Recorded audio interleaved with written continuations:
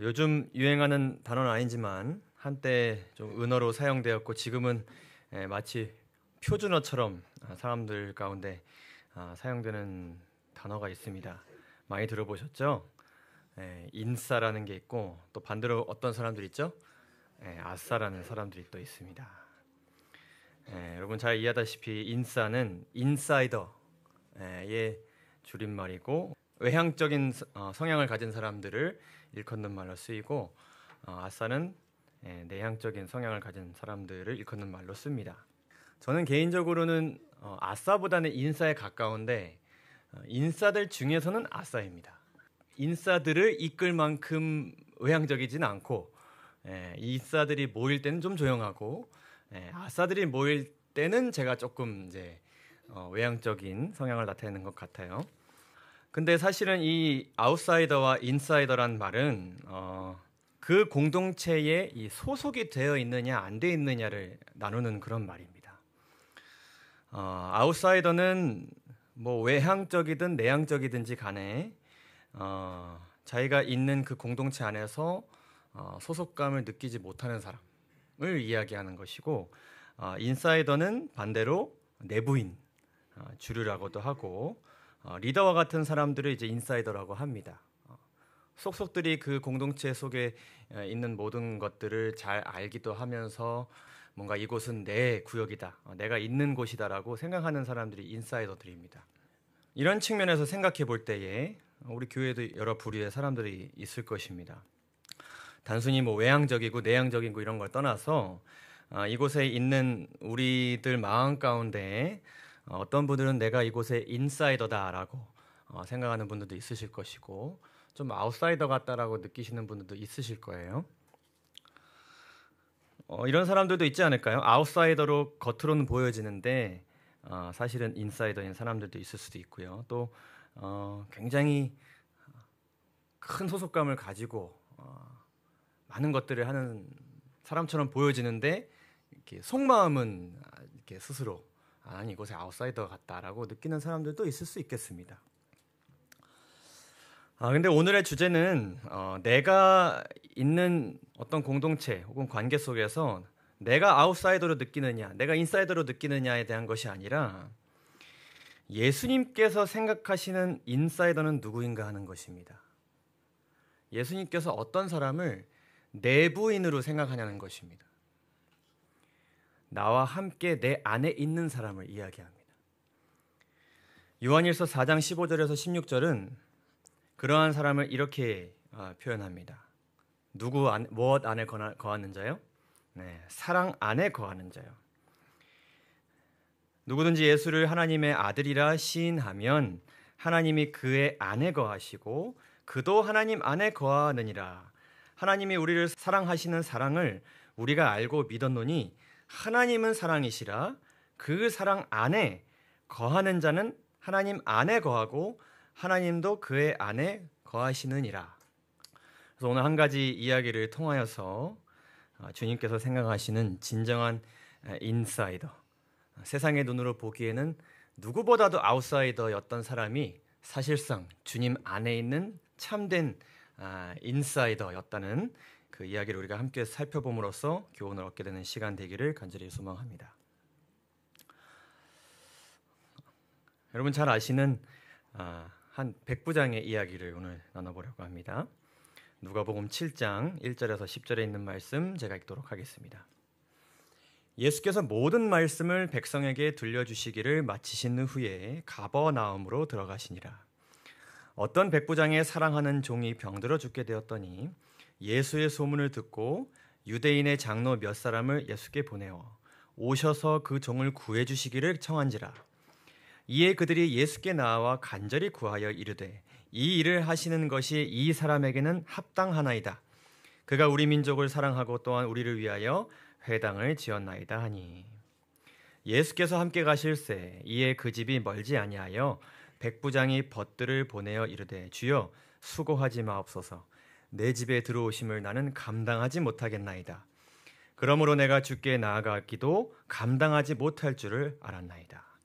말씀만 하사 내 하인을 낫게 하소서. 나도 남의 수하에 든 사람이요 내 아래에도 병사가 있으니 이더러 가라 하면 가고 저더러 오라 하면 오고 내 정도로 이것을 하라 하면 하나이다. 예수께서 들으시고 그를 놀랍게 여겨 돌이키사 따르는 무리들에게 이르시되 내가 너희에게 이르노니 이스라엘 중에서도 이만한 믿음은 만나보지 못하였도다 하시더라. 보내었던 사람들이 집으로 돌아가 보매 종이 이미 나아 있었더라. 아멘. 한 백부장의 이야기입니다. 백부장이 예수님께 나와서 죽어가는 자신의 하인을 살려달라고 간청을 하는데 그 간청을 하는 그 백부장의 마음과 태도와 행동을 보시면서 예수님께서 그를 어떻게 여기셨다고 기록하고 있죠? 놀랍게 여기셨다. 이것은 약간 이렇게 흠칫 놀랬다.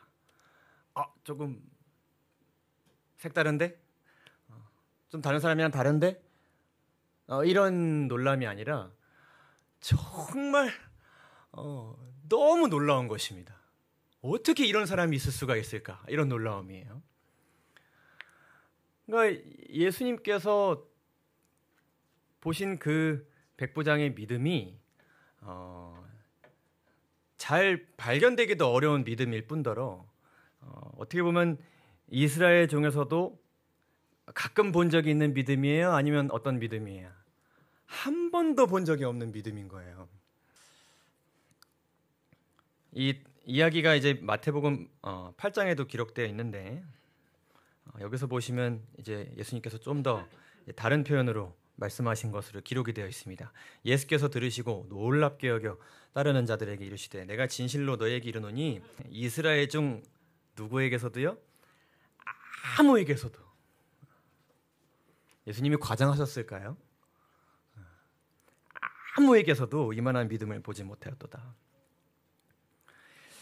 예수님께 있어서 이 이스라엘이라는 이 지역, 이 공동체는 어떤 공동체입니까? 지구상 유일하게 누구 안에서 살아간 백성들입니까? 하나님 안에서 살아간 백성들입니다. 지구상에서 이들보다 더 인사이더는 없습니다. 사실 이스라엘 제외한 전 세계가 다 아웃사이더예요.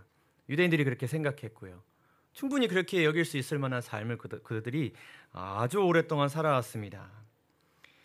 근데 예수님께서는 오히려 가장 오랫동안 언약 가운데서 함께 신앙생활하고 동거동락했던 백성들에게서는 오히려 아무에게도 이런 믿음을 발견하지 못하고 지금 어디에서 그런 믿음을 발견하게 된 거예요?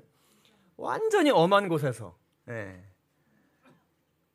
어쩌면 예수님께서 보시기에도 바깥 사람처럼 보여졌던 그 아웃사이더에게서 누구보다도 함께 이 안에 있었던 사람 같은 그런 믿음을 발견하게 된 것을 보시고 놀라게 되신 것입니다. 또 너희에게 이르노니 동서로부터 많은 사람이 이르러 와서 아브라함과 이삭과 야곱과 함께 천국에 앉으려니와 이렇게 말씀하시는데 이 백부장의 믿음을 보시면서 이렇게 내다보신 이와 같은 사람들은 어디에 갈 만한 사람들이에요? 천국에 갈 만한 사람들인 것이죠. 어쨌든 우리가 하나님을 믿는 궁극적인 목적은 주님과 함께 천국에 있길 원하는 것이잖아요. 근데 그러한 믿음이 동서에 있는 사람들에게서 보여지고 여기 잘 보시면요. 그 나라의 어떤 자손들이요? 본 자손들이요. 오리지널 자손들. 원래 그 자리의 주인으로서 오랫동안 터줏대감으로 자리했던 그 본 사람들은 바깥 어두운 데로 오히려 아웃사이더들이 있는 곳으로 쫓겨나서 거기서 울면서 이를 갈게 될 것이다. 이렇게 말씀하세요. 유대 사회의 철저한 아웃사이더로 여겨졌던 사람, 이방인 태생이었고 제국 로마 그들의 식민 그 지배를 하고 있었던 그 제국의 출신의 사람이요. 그 국가에서 가르치는 우상 숭배 교육을 받았던 사람. 그리고 군사 훈련을 받은 사람. 이 군사 훈련은 무엇을 하기 위해 받은 훈련인가요? 말 그대로 지금 이스라엘 백성들을 무찌르기 위해서 군사 훈련 받은 사람입니다.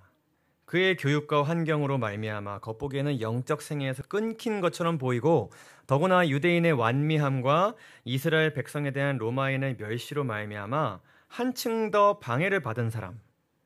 이게 무슨 말이냐면은 그가 나름대로 이방인이지만 신앙생활을 하고 싶은 가운데 있는데 유대인들은 자꾸 이 사람을 멸시하고 무시하고 이러면서 좋게 생각을 하려고 해도 좋게 생각할 수 없는 그런 힘든 환경 가운데 있었다. 예. 그러니까 이 사람이 로마 그 사회에서는 우상 숭배를 따르지 않고 하나님을 믿으려고 했기도 했고 또 그러면 이제 그런 이방인이라 한다 그러면은 이 유대 사회에 있는 인사이더들이 이 아웃사이더를 포용해 주면 이쪽에서는 그래도 마음이 평안하지 않을까. 근데 이쪽 사람들도 무시했던 이방인이기 때문에. 그러니까 참 이쪽도 속하지 못하고 이쪽도 속하지 못하는 이곳에서도 아웃사이더고 이곳에서도 아웃사이더인 그런 사람이었는데 주님을 놀라게 할 만한 그런 그의 5가지 모습을 좀 요약해서 살펴보고자 합니다. 첫째는 무엇인가 하면은 죽어가는 생명을 향한 그의 마음이었습니다.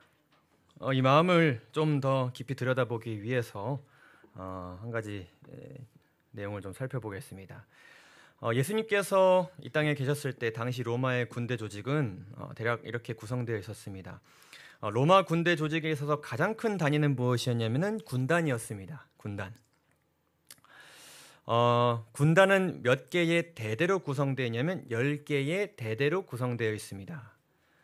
당시 로마의 군대 조직은 총 28개의 군단으로 조직되어 있었고 한 개의 대대는 6개의 백인대로 구성되어 있었습니다. 그러니까 백인으로 구성된 조직이 6개. 그러니까 한 대대는 몇 명이에요? 약 한 600명. 600명. 그럼 한 군단은 몇 명이었을까요? 6,000명. 이게 28개 군단이었다. 그 다음에 가장 작은 단위로는 백인대가 있었는데 이 백인대는 100명으로 구성되어 있다고 이름하였지만 실제적으로 한 60명에서 80명 정도 구성되어 있었다고 하고 이 백부장이라는 직책이 이 백인대를 이끄는 사람이었습니다. 가장 작은 단위예요. 그러니까 실제적으로 전쟁에 나가서 적과 맞서 싸우는 그 병사의 입장으로 보게 되었을 때에 가장 가깝고 가장 나의 군생활과 관련되어 있는 사람은 누구였을까요? 백부장이었겠죠. 우리나라 군대 조직에서 사병의 입장에서는 뭐 소대장이나 중대장이 가장 뭐 사단장님이 어떤 생각을 하시고 뭐 어떻게 군생활을 하시든지 사실 일반 사병들은 크게 와닿지 않습니다. 결과적으로 나랑 같이 이렇게 훈련을 하는 소대장님이 어떤 명령을 주시느냐에 따라서 이 군생활이 힘들어질 수도 있고 좀 평안할 수도 있는 거거든요. 그러니까 이 병사들의 군생활의 질이 이 백부장에 따라서 달라졌습니다. 어떤 백부장을 만나냐가 정말 중요한 것입니다. 그러니까 백부장을 잘못 만나면 정말 이 군생활이 꼬이는 것이고요. 이 백부장의 역량에 따라 전투의 질도 달라졌겠죠. 백부장이 유능한 사람으로서 훈련을 잘 시켰다면은 그 백부장의 그 백인대에 속된 사람들은 목숨을 부지할 수 있는 다음 전투에도 참여할 그 생존 가능성이 더 높을까요, 적을까요? 당연히 높았겠죠. 그래서 이 백부장의 역할이 너무 중요하기 때문에 로마 국가는 이들에게 어떤 권한을 주었습니다. 그것은 병사 체벌권이었어요. 이것은 군기를 잡기 위해서 이 병사들을 마음껏 이렇게 체벌해도 상관이 없었습니다. 그러니까 절대적인 권위와 권한을 가지고 있었던 그런 직책이 바로 이 백부장이었습니다. 그래서 역사를 보게 되면 이 위세가 대단했다고 합니다. 당시 로마군 사병 사이에서는 백부장에게 뇌물을 주지 않으면 아무 일도 안 되고 불이익을 받는 일들이 비일비재하였다고 기록합니다. 백부장의 눈밖에 나지 않으려면 항상 돈을 찔러줄 준비가 되어 있어야만 했다. 그런 관례들을 통해서 백부장은 제대할 때쯤에 지역의 시의원 또는 수석 치안 판사가 될 수 있을 만큼의 재력을 쌓을 수 있었다. 그러니까 얼마나 이 직분을 남용했던 그런 사람들이 많았겠습니까? 그런데 이 백부장이 자신의 종에 대해서 이렇게 이야기하는 것입니다. 어떤 백부장의 어떤 종이요? 사랑하는 종이다. 시대성을 보게 되면 로마인들 사이에서 하인은 시장에서 사고 팔리는 노예였으며 혹사와 잔악한 대우를 받았다고 기록합니다. 그러니까 백부장은 뭐 이렇게 주변 눈치를 볼 어떤 위치에 있었던 사람이 전혀 아닙니다. 그냥 자기가 하고 싶은 대로 말하고 행동하면 되는 사람이었습니다. 그러니 이러한 사람의 수발을 드는 사람 입장에서는 이 사람의 그 오늘 하루의 상태가 얼마나 중요했겠습니까? 근데 이 사람이 하인을 사랑했다고 기록합니다.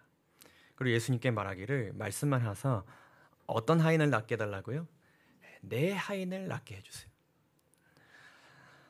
저는 이 말씀을 보면서 우리 하나님의 말씀이 생각났습니다. 야곱아 너를 창조하신 여호와께서 지금 말씀하시느니라. 이스라엘아 너를 지으신 이가 말씀하시느니라. 너는 두려워하지 말라. 내가 너를 구속하였고 내가 너를 지명하여 불렀나니 너는 누구 것이다? 내 것이다. 너희는 내 백성이 되겠고 나는 너희들의 하나님이 될 것이다. 이 백부장이 자신의 하인을 이렇게 여겼던 것 같아요. 내 하인, 내 사람, 사랑하는 내 종이다. 자, 그런데 이런 사랑하는 종을 위하여 백부장이 어떤 행동을 하냐면요. 예수의 소문을 듣고 유대인의 장로 몇 사람을 찾아갑니다. 그래서 이 유대인의 장로, 그러니까 유대인들 가운데서 굉장히 덕망이 높고 지도자급에 있는 사람들, 마치 이 유명한 예수님과 이렇게 독대하기에 좀 어느 정도의 지위가 있어 보이는 그런 사람들에게 찾아가가지고 부탁을 합니다. 예수님께 가셔가지고요, 그 종을 꼭 좀 구해 주시기를 청해 주세요라고 이렇게 부탁을 한 겁니다. 이거는 참 희한한 광경이 아닐 수 없어요. 서로가 서로에게 혐오의 대상이었던 유대인들과 로마 이방인들이었는데 이 백부장, 모든 것 위에 있는 이 백부장이 유대인들의 지도자들에게 가가지고 이렇게 간청을 하고 있는 것입니다. 낮은 자세로요. 이것은 당시의 보고체계, 어떤 질서를 완전히 무시하는 행동이 아닐 수 없습니다. 명령할 수 있는 것이었고 강제할 수 있는 내용이었습니다. 그 예수 데려와라고 할 수도 있는 것이었거든요. 그런데 이 백부장은 하나의 생명을 살리기 위해서는 그런 체계와 편견, 시스템, 어떤 사고방식, 당시의 문화 이런 것들은 눈에 들어오지 않았습니다. 그 모든 것을 돌파하고자 하였습니다. 우리는 이 사실을 보면서 하나님의 명령대로 우리 안에 어떤 질서도 필요하고 또 제도도 필요하고 어떤 체계도 필요하지만 사람을 살리기 위해서는 정말 우리가 물불을 가리지 않아야 할 때도 참 많지 않나라는 생각을 하게 됩니다. 그 영혼에 대한 그 마음, 충분히 자기가 하대하면서 명령을 내릴 수 있는 그 대상에게 가가지고 간청을 한다는 것 자체가 정말 이 백부장의 마음 가운데 이 사람을 살리고자 하는 마음이 얼마나 컸는지를 우리가 보게 되는 것입니다. 근데 반대로 유대인 지도자들은 그 부탁을 이제 응한 이유가 있었는데 뭐 때문에 그 간청에 그들이 응했냐면은 그가 우리 민족을 사랑하고 우리를 위하여 그가 회당을 지었기 때문이었습니다. 그가 우리에게 뭐 한 게 있었기 때문이었냐면 잘해준 게 있었기 때문이었습니다. 그래서 이 유대인 지도자들은 스스로 의롭다고 생각하였으므로 백부장이 우리 민족에게 보여준 호의를 인하여 그를 추천하였다. 만약 이 사람이 그 사람들에게 베푼 호의가 없었다면 어떻게 했을까 하는 것입니다. 잘해준 게 없고 뭐 이렇게 좋은 사람처럼 보여지지 않고 호의를 베풀었을 때에 뭔가 보답을 줄 것 같지 않은 사람이었다면 과연 이 유대인들이 예수님을 찾아갔겠냐 하는 것입니다. 그러나 다행스럽게도 어쩌면 또 아이러니하게도 그가 그동안 유대인들에게 선을 많이 베풀었기 때문에 이 만남이 성사가 되었습니다. 어쨌든 예수님께서는 이러한 영혼에 대한 이 간절한 마음을 놀랍게 여기셨습니다. 두 번째는 무엇이었냐면은 그가 그리스도인이었다는 사실이었습니다. 이 아웃사이더가 누구를 믿고 있었어요? 그리스도를 믿고 있었어요. 이 본문을 보게 되면은 백부장이 예수님을 이렇게 칭합니다. 예수님이 뭐라고 부릅니까? 주여라고 부릅니다. Lord 이렇게 부릅니다. 뭐 랍비요, 뭐 위대한 선생이시요, 뭐 유대인의 유명한 뭐 예수요 이렇게 부르는 것이 아니라 주여 수고하지 마옵소서. 내가 죽게 나아가기를 감당하지 못할 줄 알았나이다. 그리고 이야기하기를 말씀만 하사 이렇게 이야기합니다. 이 말씀은 무슨 말씀과 같냐면은 나도 남의 수하에 든 사람이다 이렇게 이야기합니다. 그러니까 윗사람이 아랫사람에게 말씀하는 것처럼 말씀을 하시라는 이야기예요. 그러니까 이 백부장이 지금 예수님의 위에 두는 거예요? 동등하게 두는 거예요? 아래 두는 거예요? 예, 아래 두는 것입니다. 자신을 철저하게 주 아래 두고 있는 것입니다. 예수님을 높이고 있어요. 나는 명령할 사람도 아니요, 제한할 사람도 아니요, 심지어는 독대하지도 못할 사람이다. 명령을 내가 받아야 된다고 이렇게 이야기하는 것입니다. 예수님께서는 이러한 또 그의 믿음을 보고 놀랍게 여기셨습니다. 세 번째로는 그가 아무런 표적도 구하지 않았다는 사실이었습니다. 유대인들은 이 메시아로 오신 예수님께 자주 표적을 구했습니다. 근데 제가 이제 이 세 개의 말씀을 지금 보여드릴 텐데 참 재밌습니다. 당신이 우리에게 표적을 보여주면, 납득할 만한 표적을 보면 우리가 당신을 메시아로서 인정을 하겠다라는 제안을 하는 것인데, 예수님께서 뭐라 그러시냐면 너희는 표적과 기사를 보지 못하면 도무지 믿지 아니하리라. 너네는 왜 표적을 꼭 봐야 믿느냐? 그러면 반대로 얘기하면 뭐예요? 보여주면 그나마 어떻게 한다는 얘기예요? 믿는다는 얘기예요. 근데 뭐라고 또 기록하냐면 이렇게 많은 표적을 그들 앞에 행하셨으나 그들이 어떻게 하지 않았어요? 믿지 않아요. 뭐 어떻게 해야 되는 것입니까? 참 재밌지 않나요? 표적을 보여달라 그래서, 능력을 보여달라 그래서, 응답해달라 그래서, 광고하는데 예수님께서 뭐라 그러세요? 너는 꼭 그렇게 응답을 해줘야 나를 믿니? 근데 응답을 많이 해주는데 정작 어떻게 하지 않아요? 믿지를 않아요. 예수님 입장에서는 도대체 어떻게 하셔야 되느냐 하는 것입니다. 그런데 이 백부장은 그분께서 보여주신 기적과 표적 이전에 그분이 누구셨는지로 그분을 받아들였습니다. 시대서막을 보게 되면 이렇게 기록합니다. 그는 예수를 단지 이적을 행하는 자로만 믿지 아니하고 인류의 친구요, 그들을 구원하기 위해 이 땅에 오신 구주로 믿었다. 이적을 보고 판단하는 것이 아니라 그분은 인류의 친구요 구주이시기 때문에 나를 도와주실 것이라는 믿음을 가진 거예요. 사랑하는 성도 여러분, 이러한 백부장의 믿음이 우리의 믿음 되기를 간절히 소망합니다. 그분이 어떤 분이시기 때문에 여러분 그분을 믿으시기 바랍니다. 그분의 품성을 믿으시기 바랍니다. 물론 그분의 행하신 일들을 통하여서 우리가 그분에 대한 신뢰가 커지는 것이겠지만은 혹 그분께서 하시는 일이 우리가 원하는 것, 우리가 의도하는 것, 우리가 간구하는 것과 다를지라도 그분은 우리의 친구여 구주이시기 때문에 결과적으로는 누구를 위한 최선을 다하실까요? 나를 위한, 우리를 위한 최선을 다하실 것이라는 것을 우리 모두 믿게 되기를 간절히 소망합니다. 네 번째는 무엇이었냐 하면은 불가능을 대하는 그의 믿음이었습니다. 우리가 아까 살펴보았던 말씀을 보게 되면 이 종의 상태에 대해서 이렇게 기록하죠. 어떻게 하게 되었다? 죽게 되었다. 죽을 직전이라는 것입니다. 마태복음 8장을 보게 되면 이 죽기 직전에 그 상태의 종이 놓이게 된 그 원인에 대해서 뭐라고 이야기하냐면 그는 중풍병에 걸려 있다라고 기록합니다. 뭐 지금이야 이제 중풍이 여전히 심각한 병이지만 그래도 이렇게 불편하지 않게 살 수 있는 병, 혹은 이렇게 생명에 지장이 있을 만큼 심각한 뭐 병은 아닐지라 할지라도 당시에 중풍병이라고 한다 그러면 그냥 걸리는 그 순간부터 그냥 계속 죽어가는 것입니다. 모든 몸이 이제 마비가 되는 것이고 그거에 대해서 어떤 조치를 취할 수 없는 시대였기 때문에요.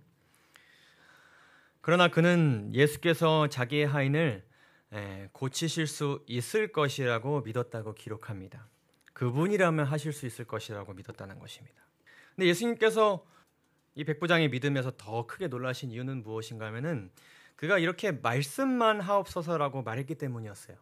예수님께서 그 병을 고치실 수 있는 이 능력은 말씀만 하셔도 되는 그 정도의 능력치로 그가 여겼다는 것입니다. 그가 납득할 수 있을 만한 어떤 치료 방법을 통해서 어떤 그런 접촉을 통해서 고치시리라 그가 기대했을 수도 있겠지만 예수님은 그냥 그 자리에서 굳이 그 하인의 상태를 들여다보지 않고 가서 살펴보지 않더라도 그냥 그 자리에서 말씀만 하시더라도 모든 것을 이루실 것이라는 것에 대한 믿음이 있었습니다. 근데 그가 어떻게 이것을 그렇게 믿을 수 있었을까 하는 것이죠. 시대소망을 보게 되면 또 이렇게 설명합니다. 유대인들이 형식적이었음에도 불구하고 이 로마인은 유대인들의 종교가 자신의 종교보다 우수하다고 확신했습니다. 어떻게 그럴 수 있었을까? 그는 정복자와 피정복자를 갈라놓은 국가적인 편견과 증오의 장벽을 이미 무너뜨렸다. 예수님께서 무너뜨려 주신 것도 아니고 이미 무너진 상태에서 예수님을 만난 것입니다. 그는 하나님의 사업에 대하여 경의를 표하고 하나님을 경배하는 유대인에게 친절을 베풀었다. 뒤에 기록하기를 그에게 이미 보고된 바대로 그리스도의 교훈 가운데서 그는 영혼의 필요를 채워주는 것을 발견하였다라고 기록합니다. 그에게 이미 어떻게 했던 것들이요? 보고된 바. 그가 뭐 한 것입니까? 뭐 한 거예요? 예수님에 대해서 들은 내용들이에요. 그렇죠? 그것은 그리스도의 교훈에 대한 내용이었습니다. 근데 거기서 그 내용들에서 영혼의 필요를 채워주는 것을 뭐 한 거예요? 발견한 거예요.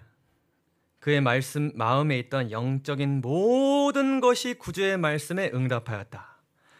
여러분 생각해 보세요. 그 마음에 있는 모든 영적인 것, 자신의 정신에 관련된 것, 어떤 철학적인 것, 사상에 대한 것, 다 같은 말이지만 자기의 어떤 관념과 생각 속에 있는 그 모든 것들이 구주의 말씀에 응답되기 위해서는 그가 하나님께서 예수님을 통해 전하셨고 그리고 예수님께서 전하신 그 말씀을 누군가에 의해서 이 백부장이 들은 그 모든 내용을 어떻게 들어야 했을까요? 이런 분이 이런 이야기를 한다고 합니다. 그렇구나 정도로 들었다면 그것이 영혼의 필요를 채워주는 것으로 발견될 수 있었을까 하는 것입니다. 미가서 1장 2절을 보게 되면 하나님께서 이렇게 백성들에게 호소하셨습니다. 백성들아 너희는 다 들을지어다. 땅과 거기 있는 모든 것들아 어떻게 들을지어다? 자세히 들을지어다. 이거는 자세히 듣지 않으면 발견할 수 없는 것입니다. 그가 아웃사이더였기 때문에 더 그랬습니다. 그가 살아간 환경 자체가 그랬던 거예요. 그의 주변에 있는 모든 사람들이 우상숭배자였어요. 그런 거 들을 필요 없다고 이야기했을 것이고요. 그냥 형식적으로 보고했을 수 있습니다. 그러나 그는 이것을 어떻게 들었을까요? 성경은 기록하고 있지만 아마 아주 자세히 들었을 것입니다. 자세히 살펴봐야 했던 것이고요. 탐구가 있었을 것이고 묵상이 있었을 것입니다. 그렇기 때문에 그의 영적인 모든 것이 그리스도의 말씀에 이렇게 반응할 수 있었습니다. 사랑하는 성도 여러분, 그리스도의 말씀을 자세히 들으시기 바랍니다. 우리의 영적인 마음에 있는 모든 것이 하나님의 말씀에 응답되기까지 내 영혼의 필요가 말씀으로 인해서 그 갈급함이 채워질 때까지 자세히 보시기 바랍니다. 깊이 보시기 바랍니다. 그러면 불가능을 보는 우리의 믿음이 달라질 것입니다. 완전히 달라질 것입니다. 세상 돌아가는 것을 보는 우리의 시각이 완전히 달라질 것입니다. 사람의 고난과 역경, 어려움들, 모든 세상의 부정적인 것들, 죄가 만든 그 모든 것들에 대한 우리의 사고가 완전히 그리스도의 시각으로 바뀌게 될 것입니다. 마지막으로 예수님을 놀라게 한 그의 5번째 모습은 주님을 향한 그의 겸손한 모습이었습니다. 사실 이 그의 이러한 겸손한 자세 때문에 그의 마음 가운데 그리스도의 품성과 말씀이 들어올 수 있었지 않았을까 싶습니다. 그가 오만한 마음을 가졌다면, 내가 곧 법이다라는 생각을 가지고 있었다면, 내가 이 삶의 주인이다, 내 이 세상의 주인이다라는 생각을 가지고 있었다면 결코 주님의 말씀은 그의 심령을 파고들 여유가 전혀 없었을 것입니다. 이 백부장의 간청에 의해서 예수님께 나왔던 그 유대인 장로들이 이렇게 이야기했죠. 그는 이러한 호의를 받기에 어떤 사람이다? 합당한 사람이다. 자격을 갖춘 사람이다. 주님의 은총을 받기에 합당한 자로 보였습니다. 그러한 대우를 받을 만한 지위와 업적을 가진 사람이었습니다. 그런데 정작 그런 대우를 받을 만한 지위와 업적을 가지고 있다라고 평가받던 그 사람 스스로는 어떻게 생각했냐면은 주여 수고하지 마옵소서 내 집에 들어오심을 나는 감당하지 못하겠나이다 이렇게 말할 만큼 이 사람은 뭐라고 이해하냐면 주님 저는 주님의 작은 호의조차도 받기에 합당하지 않은 사람이다라고 스스로 인식하고 있었습니다. 물론 예수님께 나의 필요를 고백하고 정말 이 죽어가는 생명에 대한 마음을 고백하였고 정말 예수님께서 내 이러한 간청에 들어주시기를 정말 바라지만 사실은 내 자신을 돌아볼 때 내가 이런 부탁을 한다는 것 자체가 말이 안 되는 상황인 거예요. 이 사람 입장에서는요. 내가 어떻게 이런 귀하신 주님께 내 이 작은 것 고쳐달라고 이렇게 부탁할 수 있을까? 너무 스스로가 그게 납득이 안 되는 것입니다. 그는 예수님 앞에서 자신이 철저하게 무가치하다는 것을 인정하고 있었습니다. 그의 마음은 그리스도의 은혜로 말미암아 감동을 받았다. 그는 자신의 무가치함을 깨달았어요. 그러나 또 도움을 요청하기를 두려워하지는 않았습니다. 이 마음이 참 귀중하지 않습니까? 그러니까 예수님께서 보시기에 정말 도와주고 싶지 않은 마음이 조금 더 생기지 않을 만큼 너무 도와주고 싶은 그런 마음인 거예요. 철저하게 주님 앞에서 자신이 낮은 사람이라면 정말 마음 깊이 인식하고 그것을 고백하면서도 주님 아니면 이것을 도와줄 분이 없습니다라는 그런 고백도 함께 하고 있는 것이기에 주님께서는 이 사람을 도와주지 않을 수가 없는 것입니다. 내 사람인 것입니다. 진정한 내 안에 있는 사람으로 주님께서 여기실 수밖에 없는 것이죠. 그는 자신의 선함을 의뢰하지 않았다. 그는 자신의 필요를 역설하였다. 그의 믿음은 그리스도의 참된 품성을 붙잡았다. 사랑하는 성도 여러분, 그리스도 안에 있는 참된 인사이더는 누구일까요? 그 사람은 십자가 앞에 낮아지는 사람이라는 것을 우리 모두 믿음으로 고백하게 되시기를 간절히 소망합니다. 내 손에는 가지고 갈 아무 대가도 없습니다. 다만 주의 십자가에 매달릴 뿐이옵니다. 이 고백이 우리의 고백이 되기를 주님의 이름으로 소망합니다. 이것이 바로 주님께서 놀랍게 여기셨던 참된 주의 사랑 안에 거하는 자의 믿음이었습니다.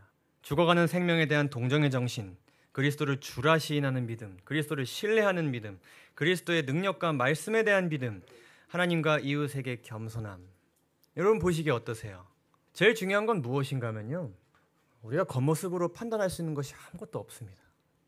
우리가 얼마나 많이 유대인들처럼 갖추었다 생각하고 자격이 있다 생각하는지 모르겠습니다. 얼마나 우리가 쉽게 안에 있지 않으면서 안에 있다고 여기는지 모르겠어요. 우리가 생각하기에 이렇게 눈에 보이는 모습 때문에 때로는 내가 소속감을 가지기도 하지만 그렇지 못하는 것 같아서 때로는 상처도 받고 겉도는 것 같기도 하고 내 신앙생활 가운데 어떤 눈에 보이는 열매는 별로 없고 변화는 별로 보이지 않고 다른 사람들은 어떤 신앙생활의 단계를 거치면서 눈에 보이는 많은 열매들도 있고요. 구도자도 있고요. 그런 것들도 있지만 뭔가 내 신앙생활 가운데 그런 것들이 보이지 않고요. 나는 늘 안에 있지만 밖에 있는 사람 같이 여겨질 때가 참 많이 있지는 않나 생각하게 됩니다. 그러나 중요한 것은 주님께서 누구를 인사이더로 여기시냐는 것입니다. 누구를 내 사람으로 여기자는 거예요. 이것은 우리가 믿음으로 주님께 간절히 내 마음을 내어놓고 고백할 때에 주님께서 내 마음 가운데 주실 수 있는 응답이라는 것을 꼭 기억하시기 바랍니다. 누가 평가할 수 없어요. 판단할 수 없어요. 내 스스로 주님과의 관계 속에서 말씀 안에서 삶 가운데서 경험해야 되는 것입니다. 주님은 나를 내 백성으로 인식하고 계시고 나를 품어주시고 나를 사랑하고 계시구나. 여러분 이 사실을 잊지 않게 되시기를 간절히 소망합니다. 이러한 참된 인사이더를 향한 주님의 반응은 어쩌면 당연해 보입니다. 그분은 지체 없이 말씀으로 대답하였습니다.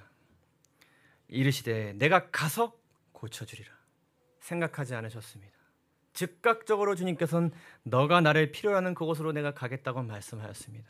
그런데 백부장께서 주님께서는 오시지 않으셔도 됩니다. 말씀으로만 명령하시면 됩니다라고 했을 때 그분은 지체 없이 말씀으로 임하셨습니다.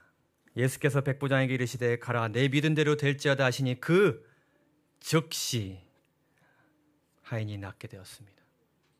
예수님께서 그곳에 가셨습니까? 안 가셨습니까? 분명히 가셨습니다, 여러분. 예수님은 무엇이기 때문에? 예수님은 말씀이시기 때문에. 말씀하시면 그곳에 주님이 가신 겁니까? 안 가신 겁니까? 가신 겁니다. 주님은 하인에게 분명하게 가신 것입니다. 이것이 참된 인사이더를 향한 주님의 반응입니다. 우리를 위해서도 이렇게 움직여 주실까요? 여러분 지금 여러분 마음 가운데 말씀으로 와 계십니까? 우리가 한 가지 이 시간 마치기 전에 생각해 볼 것은 전지전능하신 주님께서 우리의 그러한 간구에 지체 없이 말씀으로 임하실 것을 우리가 믿지만 사실은 이 이야기의 결론이 우리의 결론이 때로는 아닐 수 있음을 우리는 인지하지 않을 수 없습니다. 주님께서는 말씀으로 우리에게 임하시지만 주님께서는 모든 사람의 질병을 고치시지 않는다는 것도 우리가 잘 알고 있습니다. 그래서 이 책에서 이야기하기를 이렇게 우리에게 교훈합니다. 여기서 이 이야기의 영적 교훈을 볼 수 있는데 우리 모두는 오늘날 육체적 치유를 간구하는 모든 사람이 회복되지 않는다는 것을 알고 있다. 심지어 가장 경건한 사람들도 때때로 죄로 인해 이 세상에서 죽는다. 사실 우리가 처한 그 죄된 현실이 이러합니까? 우리의 마음을 가장 아프게 하는 현실이죠. 하지만 하나님께서 죄를 용서하시는 문제는 보편적이고 변치 않는 원칙이다. 우리가 그분께 나아가 구하기만 한다면 어떤 경우에도 용서받을 수 있음을 여러분 믿으시기 바랍니다.